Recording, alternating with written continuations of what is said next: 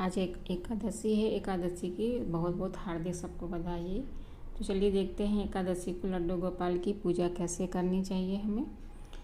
तो देखिए उठा के बैठा दिए हैं अपने लड्डू गोपाल को। बैठे हैं ग्रीन ग्रीन आसन पे। सावन में मैं उनका बिस्तर ग्रीन ही रखती हूँ। और यहाँ पर आसन भी पूजा का लगा दिए हैं। सारी अच्छे से तैयारी हो गई है। फूल और तुलसी तो मैंने कल ही तोड़ के रख दिया था। उसके बाद मैंने उनके अच्छे अच्छे वस्त्र निकाल दिए कि उन्हें क्या पहनाना है, ताकि तैयारी करने में दिक्कत ना हो। और उसके बाद से थाली में एक स्वास्तिक बना के उनको स्नान करने के लिए तैयार कर दिया। देखिए स्नान पहले सिर से नहीं करना चाहिए। पहले हाथ पैर पर कंधे पर स्नान कराइए और फिर उसके बाद लास्ट में उनके सिर पर जल गिराइए, ताकि उनको भी अच्छा लगे। जैसे हम लोग नहाते हैं उसी प्रकार से उनको भी स्नान कराना चाहिए, ताकि उनको अच्छी अनुभूति हो। तो फिर इसके जल से स्नान करा दिए। फिर उसके बाद से उन्हें हम तौलिए से अच्छे धीरे धीरे उनको पोंछ लेंगे।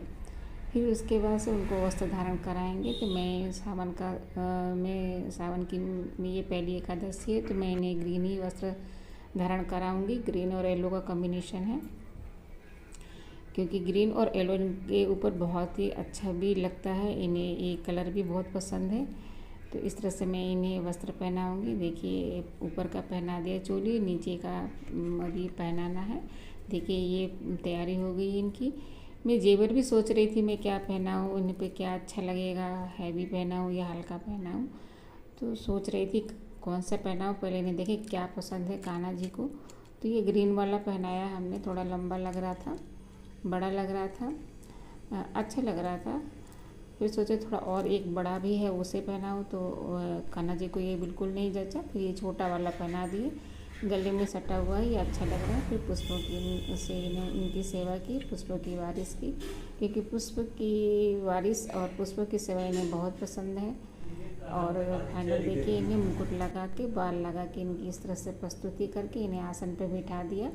अब दीपक वगैरह की तैयारी चल रही है कि दीपक जलाया जाए और धूप बत्ती की जाए। तुलसी दल मैंने पहले ही तोड़ के रख दिया था। पानी में रख दी तुलसी का दल तो कभी उनकी पत्तियां नहीं सूखती हैं। मैं ऐसा ही करती हूँ ताकि वो सूखे ना। देखिए तो धूप बत्ती हो गई। अब आरती करेंगे ठाकुर जी की। देखिए कितने प्यारे लग रहे हैं, मंद मंद मुस्कुरा रहे हैं। इनकी आरती हम करेंगे अच्छे से। आरती करने के बाद इन्हें हम फल अर्पण करेंगे। इन्हें केला बहुत प्रिय है, तो केला से ही आज एकादशी में इनको केला ही चढ़ाएंगे हम। तो केला चढ़ाया और कुछ दक्षिणा भी देंगे। दूध भी गर्म करके रखे हुए हैं, गर्म है इसलिए भी उनको नहीं ला के उनके सामने प्रस्तुत नहीं की, क्योंकि गर्म है। तो थोड़ी देर बाद ही करेंगे। अब हम और भी पूजा की, एकादशी है तो एकादशी की कथा भी सुनना अनिवार्य माना जाता है। गीता का पाठ भी करना अनिवार्य होता है। तुलसी दल देखिए मैं रखना भूल गई थी, तो फिर मैं तुलसी का दल याद आया तो रखी। अब इनकी पूजा हो गई है। अब हम पाठ पे चलेंगे, क्योंकि पाठ का बहुत ही विशेष महत्व है।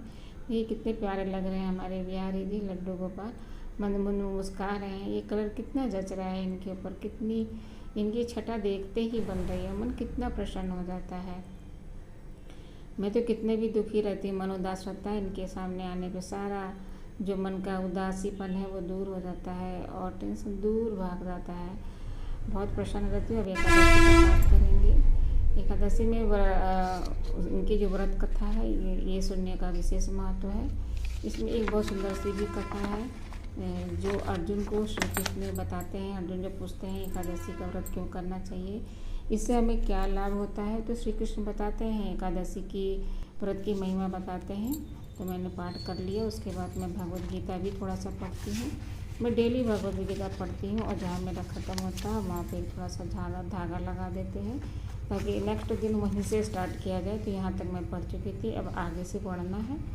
तो इसके आगे से मैं गीता का पाठ करूँगी। जितना आपसे हो पाए उतना गीता का पाठ करिए, कीर्तन करिए, जितना हो पाए आपके पास जितना समय रहे उतना तो अवश्य करना चाहिए। देखिए मैंने गीता का पाठ कर रही हूँ। गीता का पाठ पूरा हो गया।